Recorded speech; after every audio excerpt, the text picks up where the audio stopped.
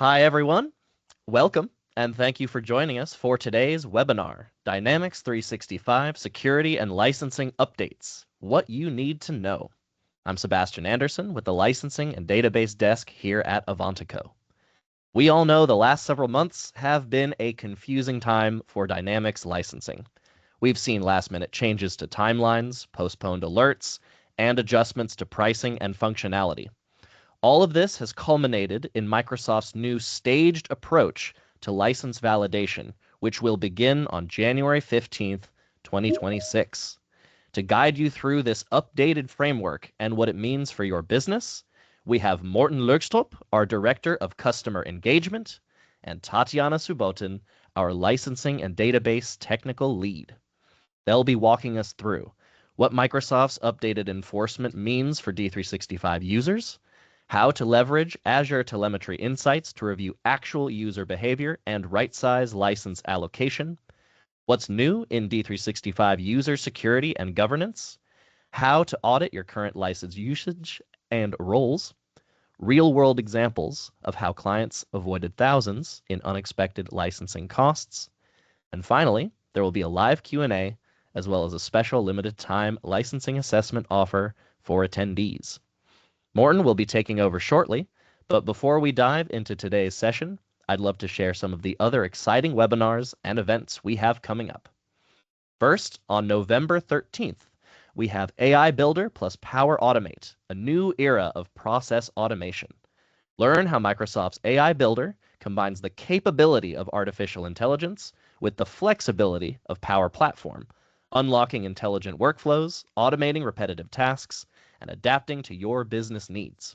You'll see the game-changing impact of this tech through real customer use cases and get practical guidance on creating AI workflows tailor-made for your requirements.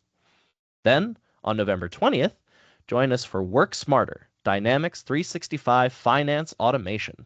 We'll dive deep into 3 powerful automation modules already included in your D365 Finance subscription: Accounts Payable Automation, Collection Process Automation, and Advanced Bank Reconciliation.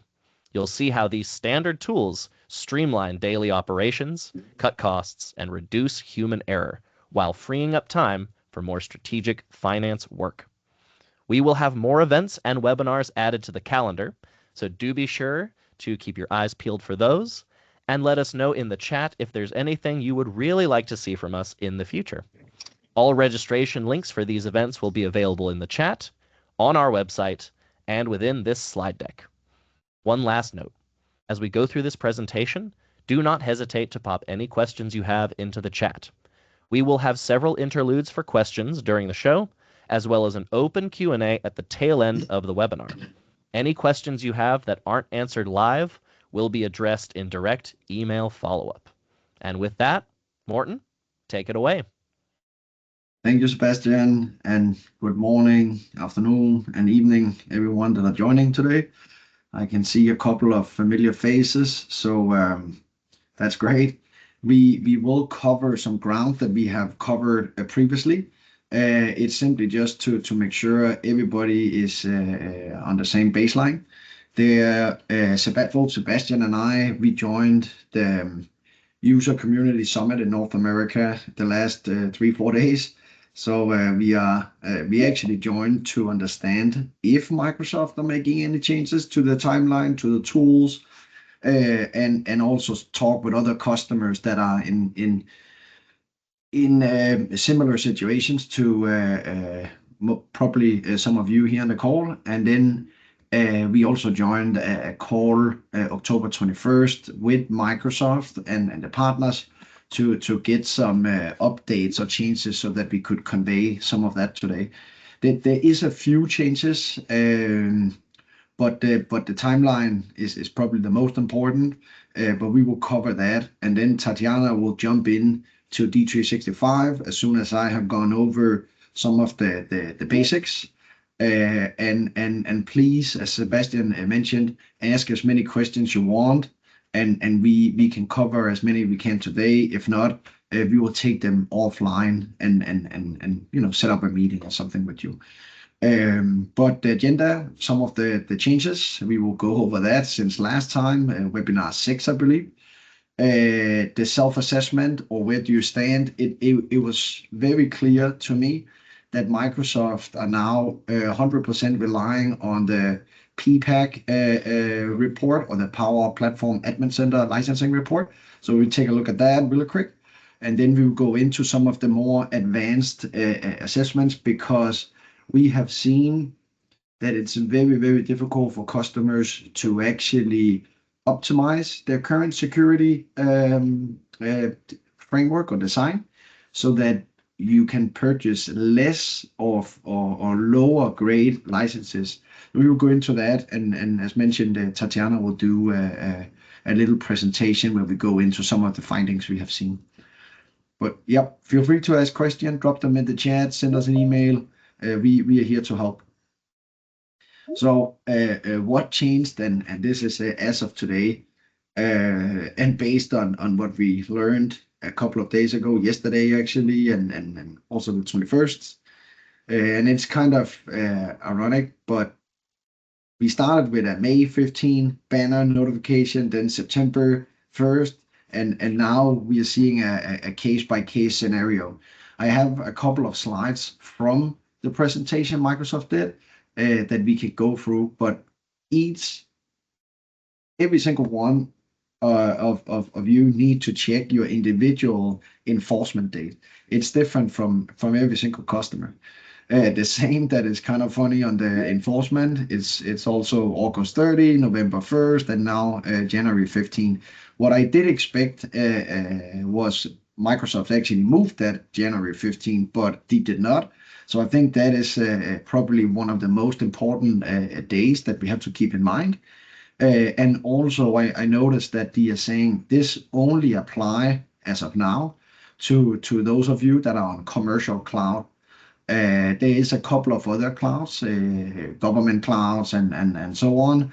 It doesn't impact those yet, or on-premise deployments.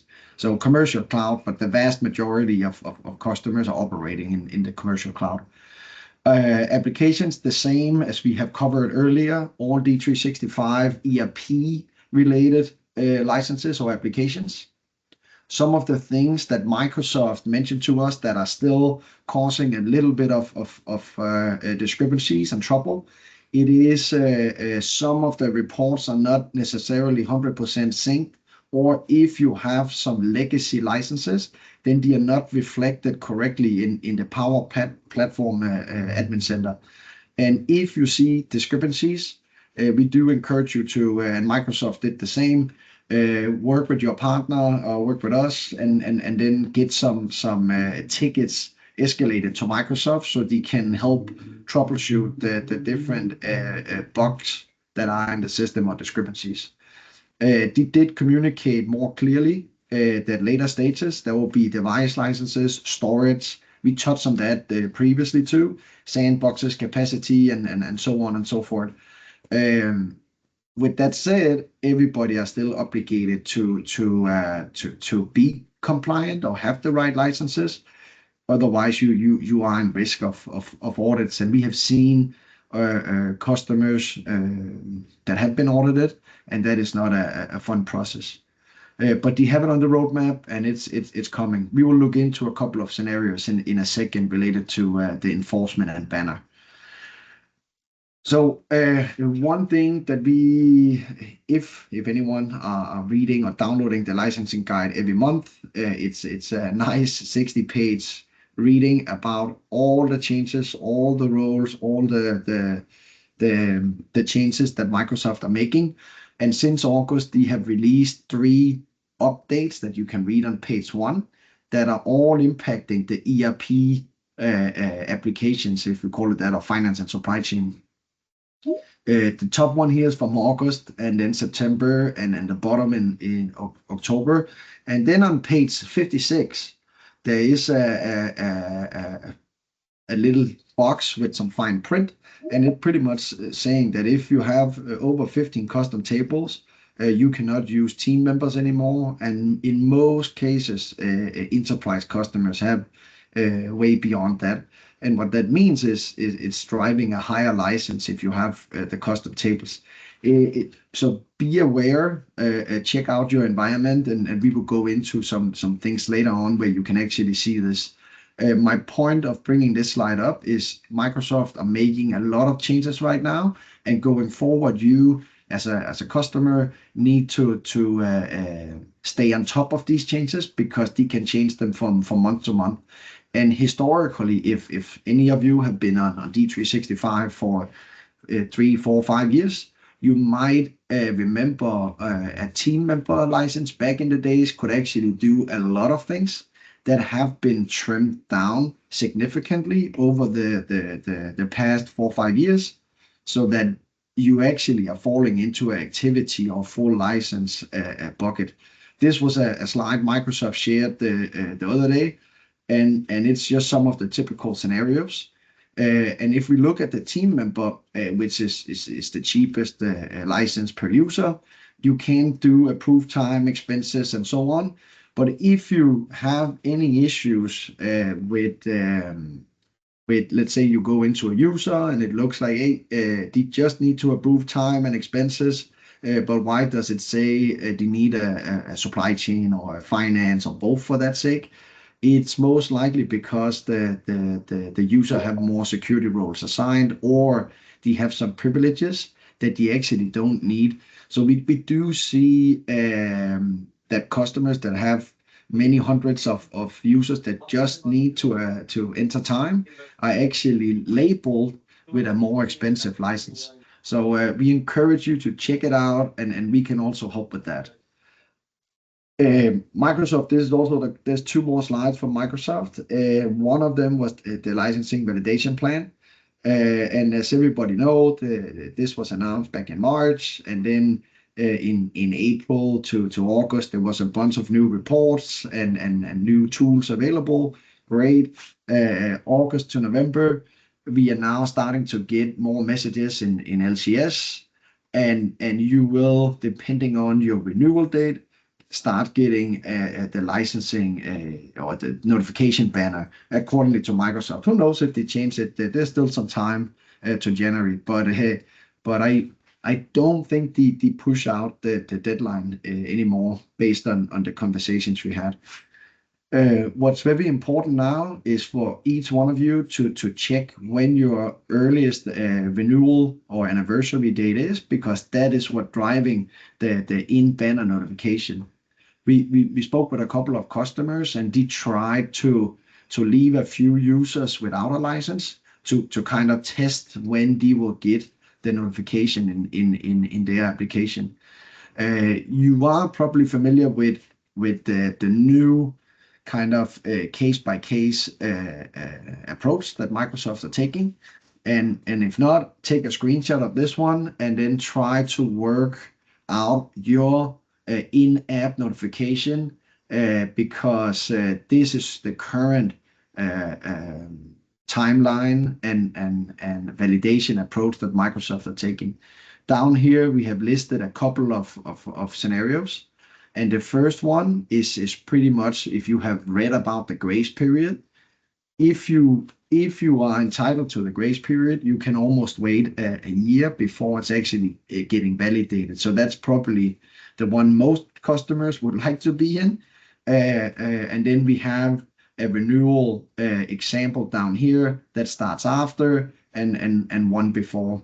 So there's different scenarios. We are happy to help each one of you to understand exactly when you can expect the in-app notification and validation and so forth.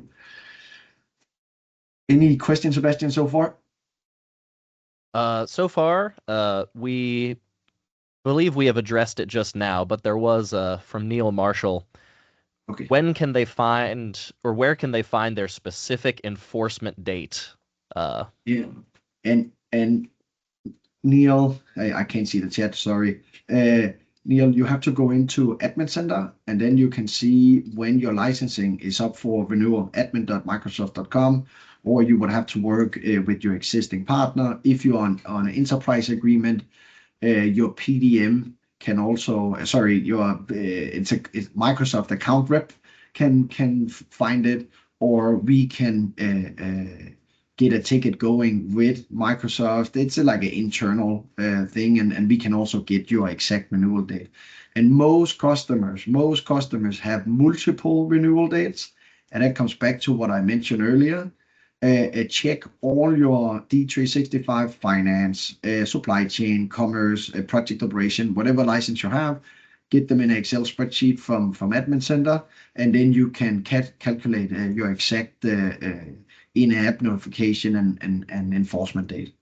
We are happy to help, Neil. This is actually also new, and I don't know if it's a mock-up, but they showed this screenshot 2 days ago saying this is what users will be met with if they do not have the right license assigned. And as far as I understand, and if there's anyone that know more than I do, then please just let me know. But they told us if a user is required, for example, a base license and an attached license, and they only have the base, they will still be met with this you can't log into the system screen. So there's potentially a lot of work ahead of some of the customers, because what I fear the most is that customers are purchasing licenses that you can actually avoid. And we can go into that. And then the commitment, of course, is a year or 36 months, and you can also do the month to month if you need more time to do it. But that's my biggest fear based on what we are seeing other customers' licensing requirements are. And I'll show a couple of examples in a second. They did update the in-app notification banner, and I think it is almost similar to what we saw earlier, but they will receive this as a warning so that they can get the right license assigned or cleaned up their role so they don't need a license for a specific task. So it's more or less the same. Tools and reporting, same tools, same reports. They have been updated a little bit. Let me go one back. What's very important is this is applying to production. We talked about that. And admins, clean system admins don't need to be accounted. And we also recommend, Microsoft also recommend that you are clearing out, for example, past or old users, because that is still being validated, and something we see maybe 5% or something of the total user count are past employees that you can get cleaned up as well. We talked about the storage is coming, the device license are coming.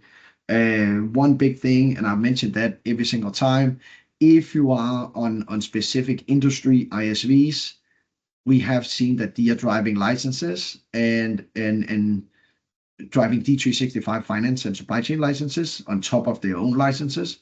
So you really need to understand what's causing this, because you might have to go back and work with your ISV to update their security requirements in order not to be double licensed. So that's typical scenarios, and Tatiana can talk a little bit about that later on. So what Microsoft really enforced, and also some of the other licensing experts out there, they said everything starts with the PPAC reports, and then that is actually reflecting in LCS. So first source of truth will be the Power Platform Admin Center, and then you jump over to your LCS as the secondary kind of double check. And what was really enforced was the box right here marked in red with the 214. That is most likely the one you have to pay most attention to, because this means that there's 214 users that are in need of a license. Otherwise, they will receive an in-app notification and then later be subject to enforcement. So please check your Power Platform Admin Center. It takes bunch of drilled down functionalities here, also under the view all on needs of the license.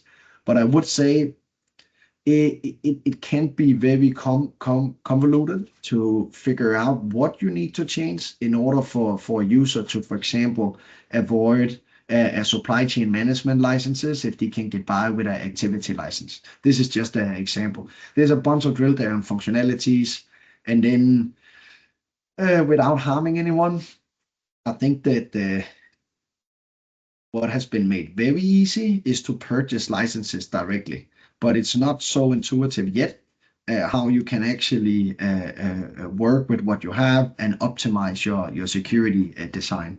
So jump in here. That's my first advice. Jump in here, check it out. If it looks crazy, feel free to reach out, and then we can do like a review session with you. This is just another example from LCS. Have the same tile. Oh, actually, one comment. We heard from Microsoft that they will add 2 additional tiles here. One that says under licensed and one that says over licensed, I believe. So probably within weeks or maybe a month, we will have a couple of additional tiles to the report here. Over licensed, I don't think that is so great because you shouldn't be over licensed because most of the time you're locked in and you cannot reduce those licenses. So I'm curious to see what they're actually coming up with. What do we have here? We walk through that. Database capacity, we touched base on that last time. It's not currently being enforced, but keep an eye on it. And our technical team have some more information that some of this might change. But for now, it is recommended that you at least are aware of where you stand. And in the licensing guide on one of the last pages, there is the entitlement that have been the same for the last long time, 6-7 months, but each license gives you some database capacity, and that then flows over again to the Power Platform Admin Center. And if you go to your finance and operation, capacity add-on, you can see how much storage you have, and you can drill in to what's driving the storage and so on and so forth. There's a bunch of shortcuts on how you can actually optimize your different databases and non-production and production. Microsoft are going to charge for that. And as far as I know, they are changing the model. But keep in mind, if you have a renewal coming up, your Microsoft account team will probably want you to purchase some additional storage if you are way over your current entitlement. One thing that I didn't mention earlier, in the beginning, the Power Platform Admin Center report that was more or less updated 24 within 24 hours. And now Microsoft, they mentioned that they are trying to do updates every 6 hours. So if you apply changes to D365, you should see some updates in the Power Platform Admin Center within the next 6 hours. It might, let's see if that works, but they're working on the performance on it. And this, again, you have probably seen it. This is the breakdown of what's driving your capacity. Check it out because it can be very, very expensive if Microsoft want you to purchase additional storage.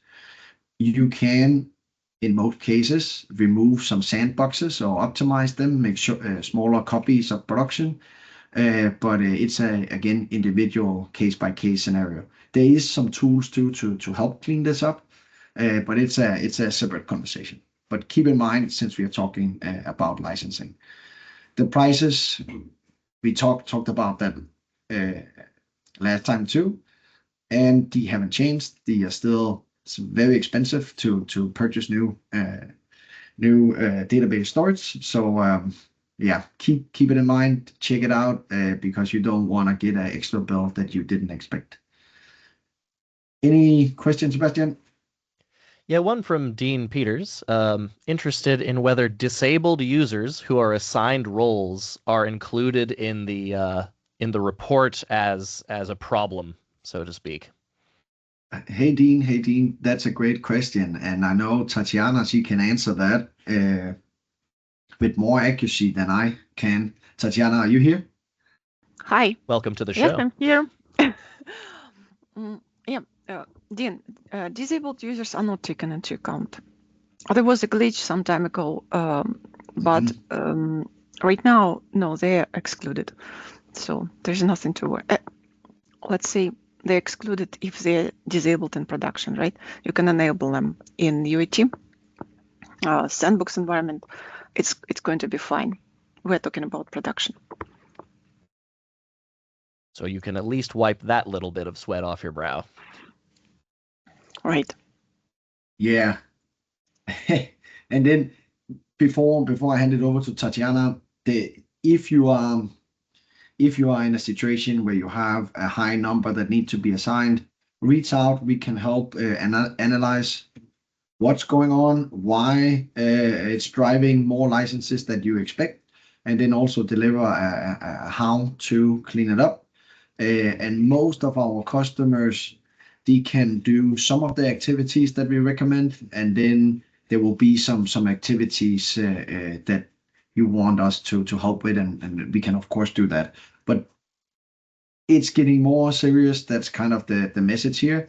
So stay on top of this as much as you can, and we will also try to communicate any changes if there's more changes for Microsoft.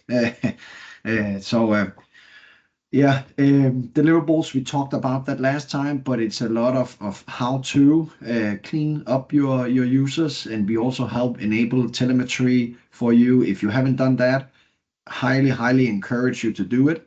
And we dropped a couple of links in the chat the last couple of times, but there's still some that have not enabled it.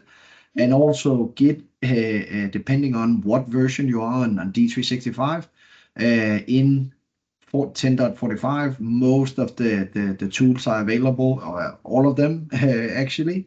So see when you are going to 10.45 and then enable as many of the reporting functionalities you can, because the legacy reports and so on, they're gone. And also you get better metadata reflected in your Power Platform Admin Center portal. This was just an example. We shared that with Microsoft and some of the other licensing folks out there, and they liked that we are handing over more hands-on examples to the customers so that you can clean up many of these things yourself. Otherwise, it can be a pretty comprehensive detective work to figure out how you can actually do it. But this is just an example from another customer. I think the biggest report we delivered so far was like 60 pages or something, due to a lot of custom roles and some ISVs that have been in the system for a long time. And they're still working through the process, because they needed to buy, I think, almost $500,000 of additional licenses unless they got things cleaned up. So pay attention. I don't think anymore it's going away from Microsoft. The process, it's fairly easy from our standpoint and your standpoint. You don't need to do so much to get the analysis. A screen share, and then we extract some data, we analyze the data, and we provide you this presentation I just showed you an overview of, and then we can of course do some cleanup assistance if needed. And I think Microsoft, they called it minus 90 days or something. And that pretty much ties into what we have seen. It can take 3-4 months to get it cleaned up, depending on your numbers, your environment, and so on and so forth. If you need help, reach out. We are fairly flexible in getting things started quickly, because we know it impacts many users, and you need to have a communication strategy and budgeting and so on and so forth. That's it for me, and I did it on 10:31. Tatiana, do you want to show a couple of things in D365? Sure. Yep. Awesome. I will be happy to show you. Unless, Share is my there any screen. questions so far? No, We I do don't have a think there's. few.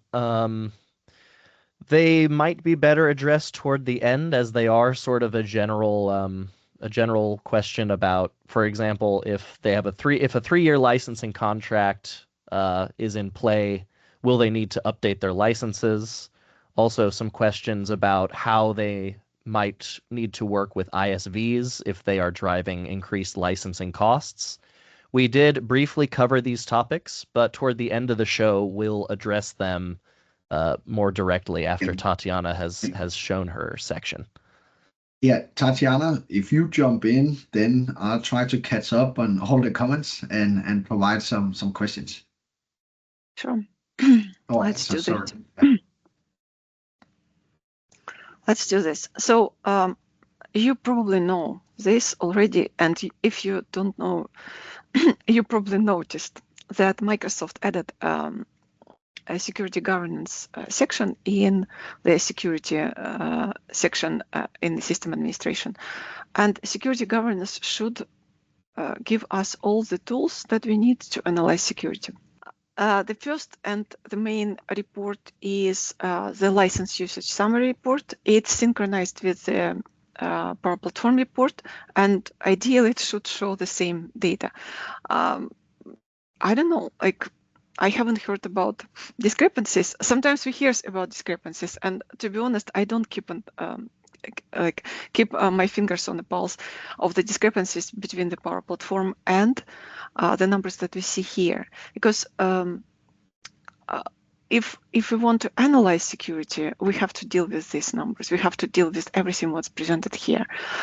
It's hard to analyze security from the Power Platform's point, because that point doesn't give us enough details to analyze. So we're here, we're analyzing these numbers, and it's interestingly enough, right? We've been delivering these webinars for quite a while, and checking our tickets, our internal tickets, I found that some of the customers, they raised tickets about how to get details. Like, okay, so I see the numbers, I don't understand the details. Like, okay, I want to understand more.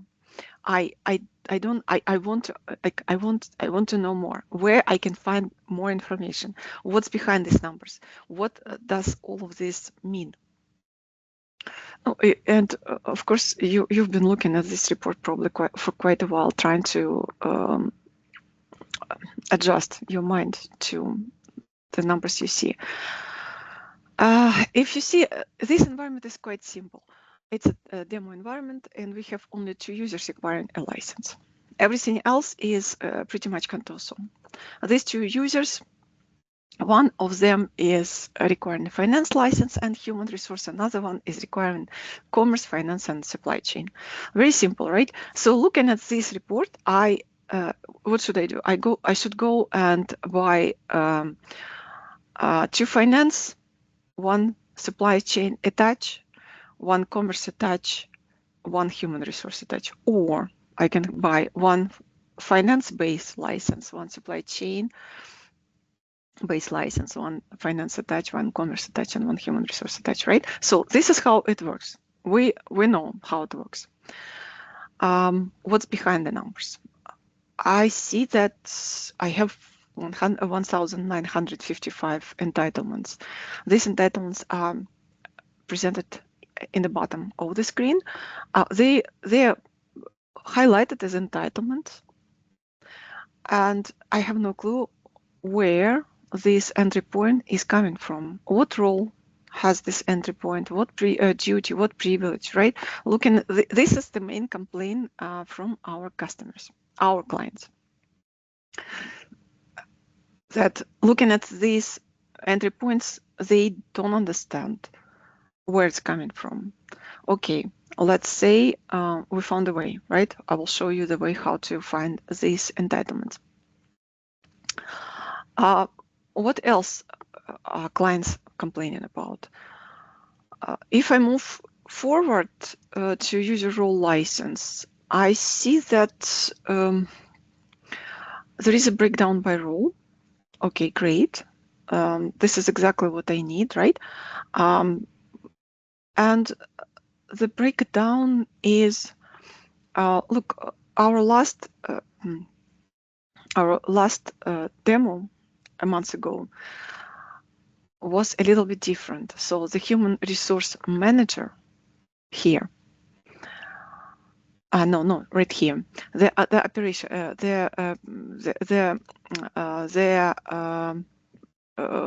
human resource manager under this user. This human resource manager did not require a license. It has changed. I haven't touched the security. I keep it steady still, but Microsoft has changed the calculation. Can it happen to you? Yes, it can happen to you too. So you all of a sudden can find that the human resource license is required. This human resource license, as you see, is not required. It's zero, right? You buy zero. So this human resource, the role does not require a license. A little bit misleading, right? So you need to pay attention to this too. So this manager does not require a license. Great. Again, you see entitlements, and again there is no relationship to your roles and duties. Then you think, okay, so what can I optimize? I can optimize roles and duties and privileges, right? It's all I have. All I have in my security configuration is roles and duties and privileges. Let's think about roles. How can I optimize roles? And this is the point where our clients get lost. Why? They're looking at this and they see accounts payable clerk, commerce license. This is an entitlement. They ask the question like, why does accounts payable clerk require a commerce license? No, it does not. If I filter by accounts payable clerk, we know it's a finance license. It's not a secret, right? So accounts payable clerk. Look, it has a lot of different licenses. How to understand this? You're looking at the SKU where you see the zero not entitled. This is the license. This is the right license for this role. That's how you understand. And the human resource, or like human resource manager, right? Let's go back to the previous screen. So human resource manager, not required here and required, not required here. Technically, it is required here. So what kind of license is this? I need to understand what kind of license is required for the human resource manager if I analyze human resource. In this case, we know that it's a human resource. Is it a human resource? How does the human resource manager look like in the role license breakdown? In the role license breakdown, we see zero and in front of the human resource. Okay, so that's the human resource. Great. And again, I am down to the role, but what's this entitlement?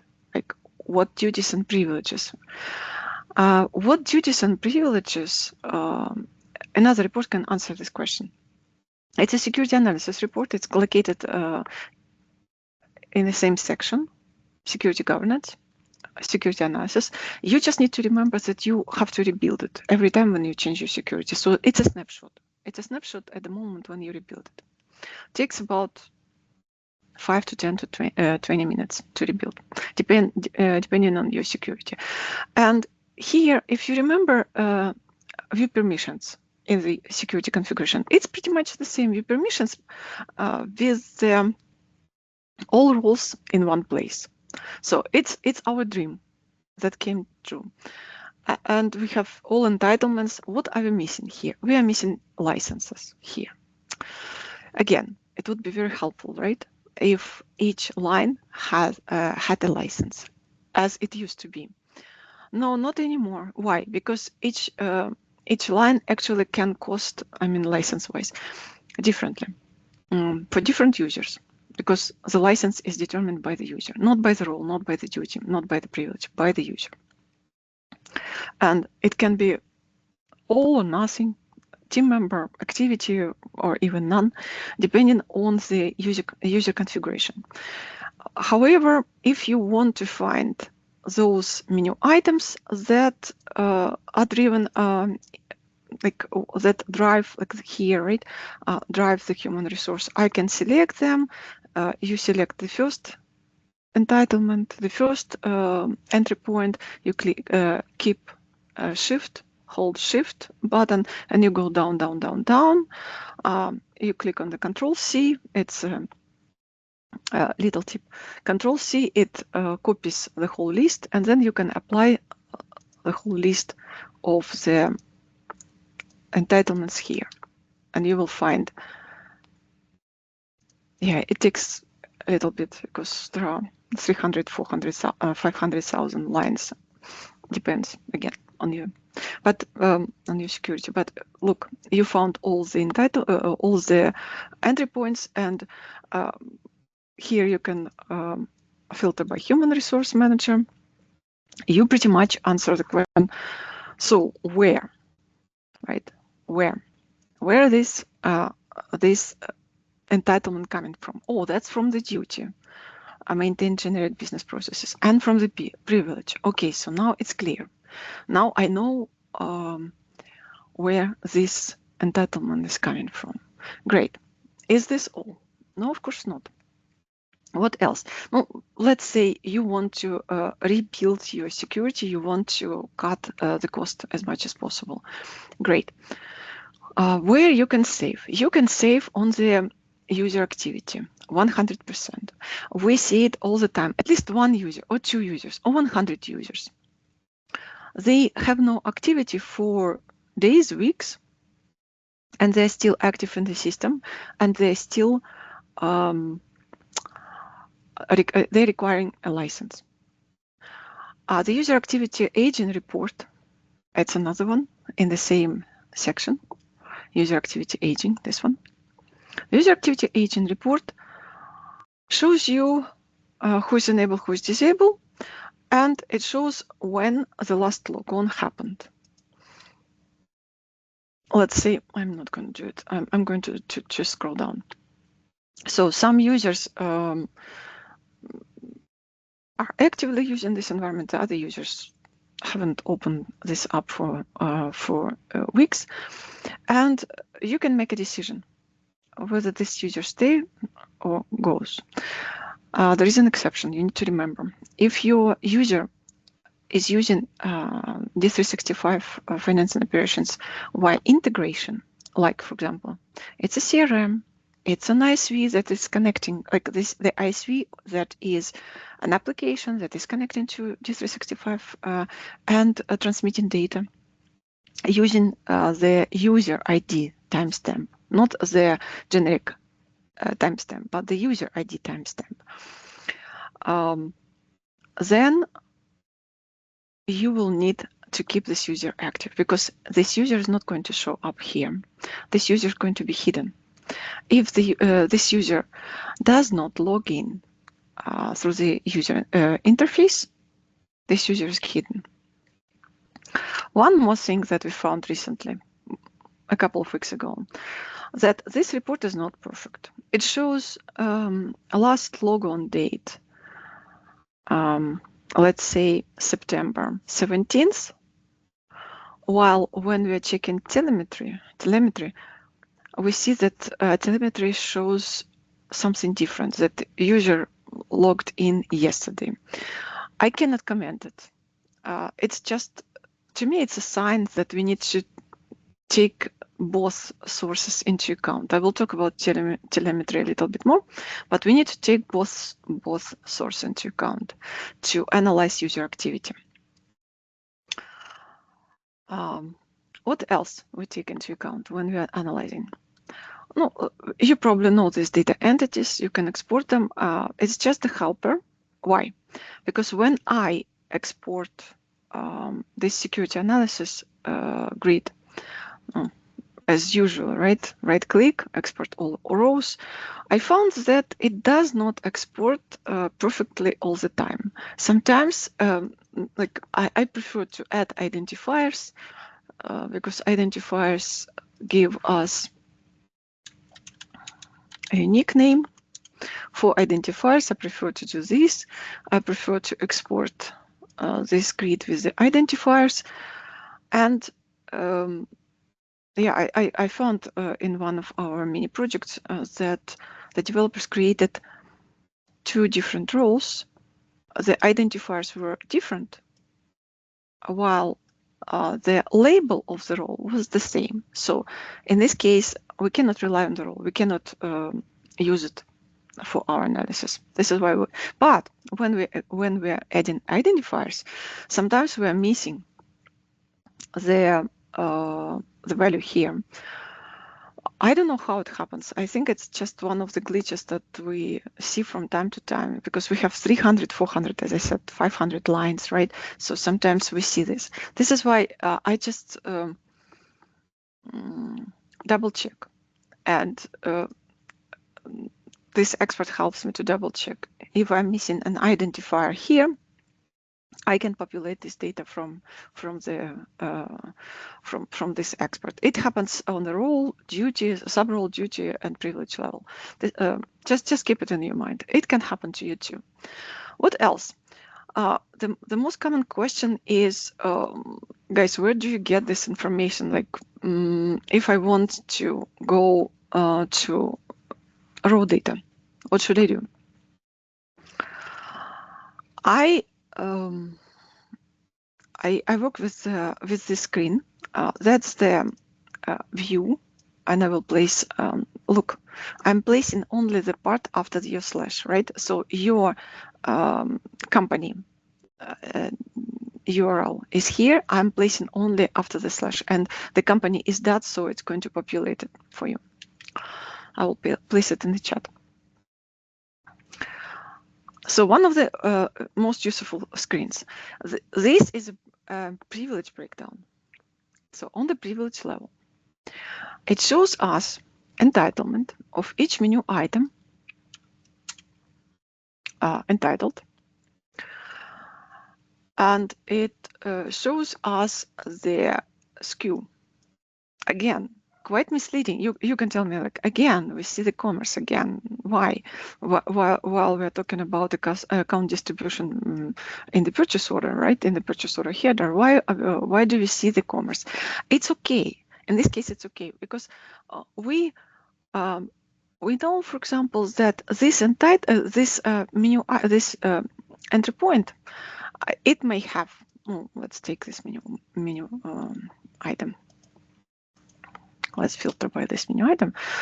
I want to show you that it may have a bunch of licenses, like possible licenses, right? It can be this or that. But going back to the license usage summary, I know, for example, that menu item account distribution, it's most likely somewhere from the purchasing agent or buyer. So if I know that a purchasing agent is a supply chain license, I'm going to use only supply chain from this list, only supply chain management, only this.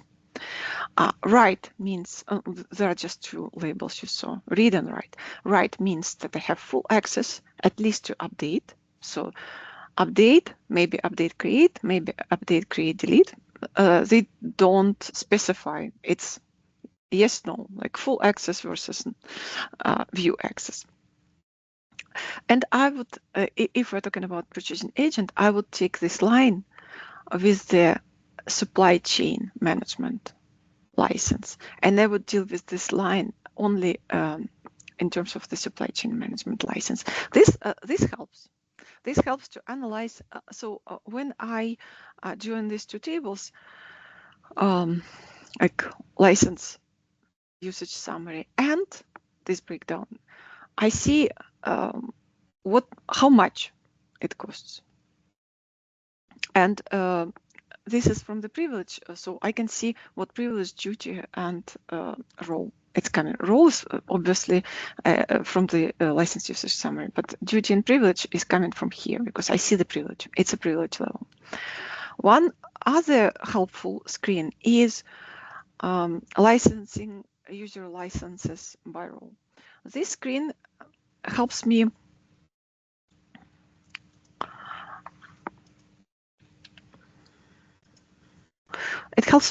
see the whole picture, like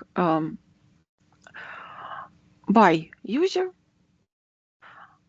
where it's based, where it's attached. Sometimes I need to answer these questions, how Microsoft calculates. And if you see, it looks irrelevant, right? It looks like it's not marked as a based, and it doesn't matter, we know. But in this case, for example, for this user, we cannot buy a human resource and make finance attached. To avoid such situations and to show the user that there is actually quite clear breakdown between the base and attached. Sometimes we have to show this screen, and it's obviously here, right? What's base, what's attached. And the SKU number is also here. If we see base here, does it mean that the other,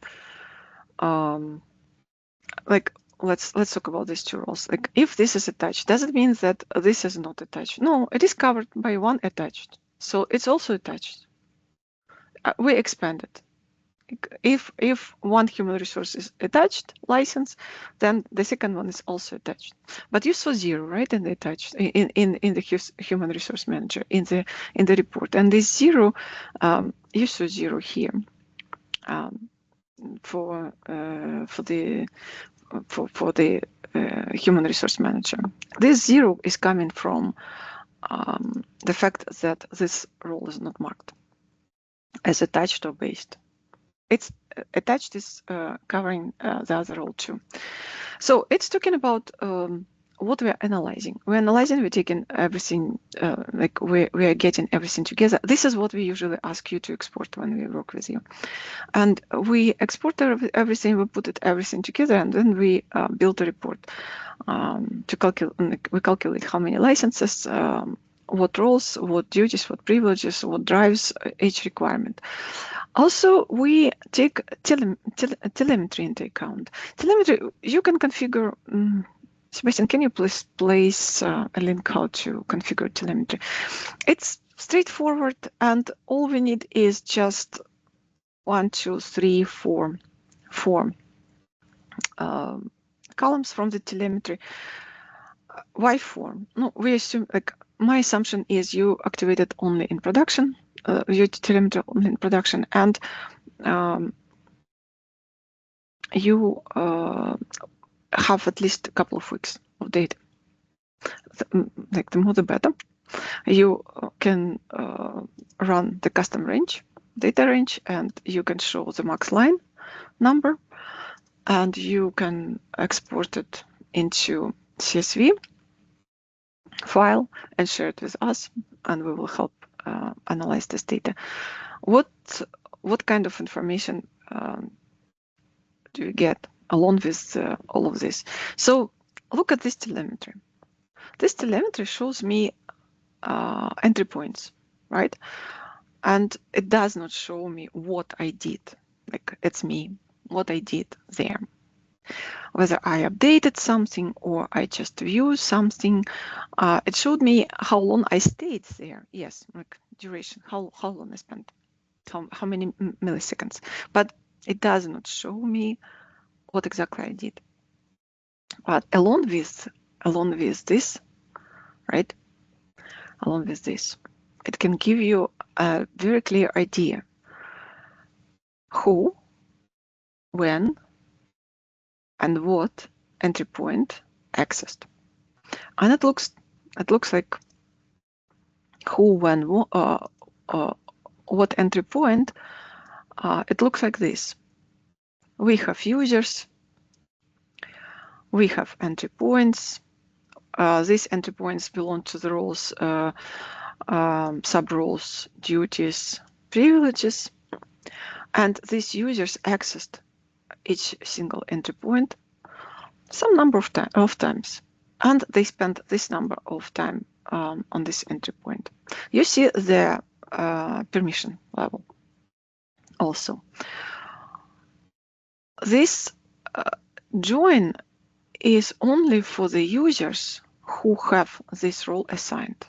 So the user, this user, does have the role assigned. And this information is coming from the telemetry. And I can say, okay, so these users, some users use certain entry points quite often, the other users don't use it much. And the overall picture looks like this. You can see how often the users access entry points that are assigned to them. For example, this particular entry point is assigned to 17 people, but used only by one person. 22 times. This is probably a 3-week expert, 3-week data, and the user spent that much time. The most common question when we're dealing with telemetry is what we don't use, not what we use. Yeah, that's great. What we use is great, but what we don't use. What we don't use is like you can say, okay, so here role, sub-role, duty, privilege, and the number of users that have used this privilege at least once within the 3 weeks, and the number of times they used. This gives you a little bit more, because you don't want to have certain privileges that users have never been used, right? That's the first sign for us to revoke the privilege from the duty, from the role.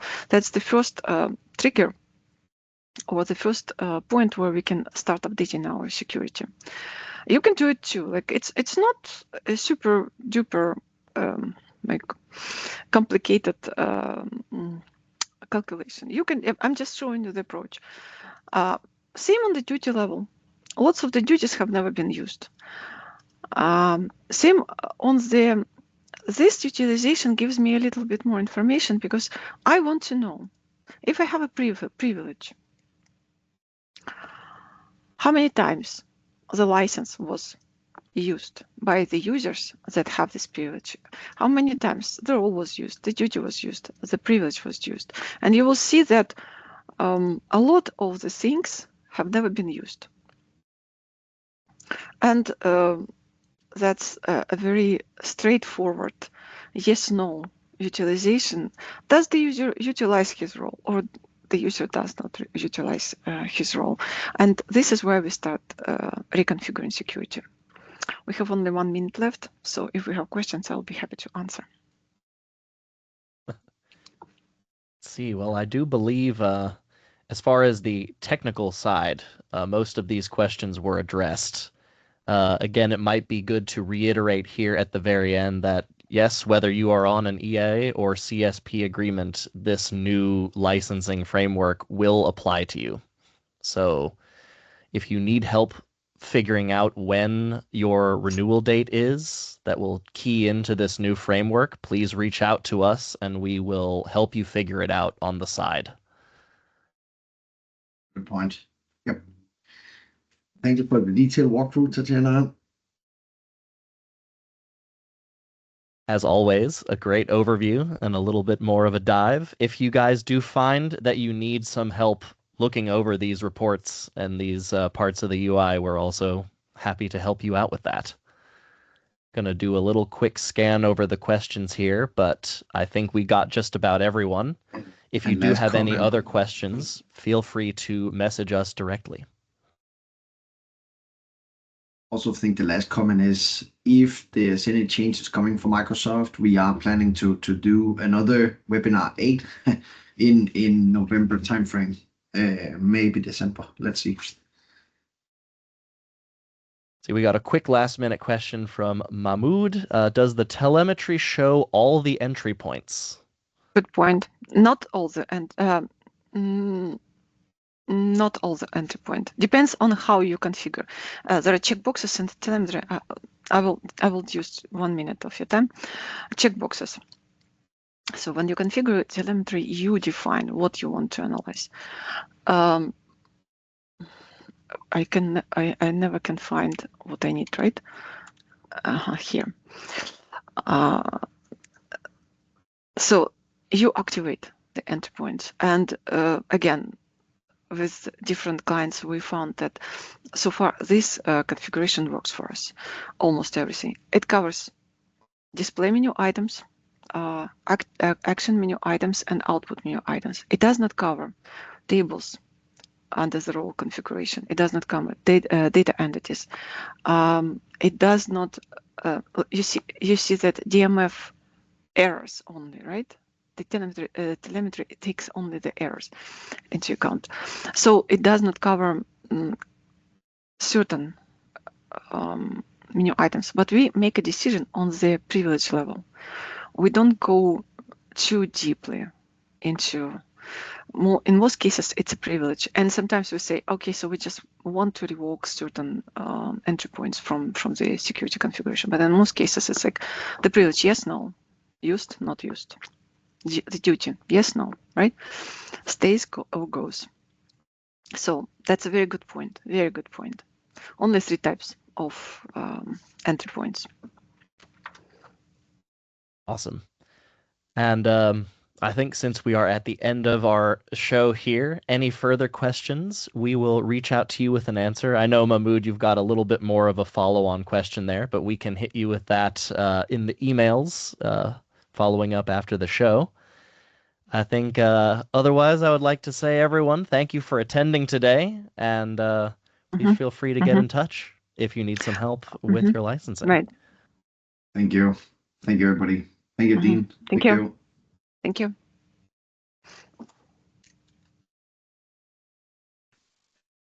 With that said, we are 4 or 5 minutes over. Thank you, everybody, for joining. Yeah. And have a wonderful rest of your day, evening, morning, wherever you are.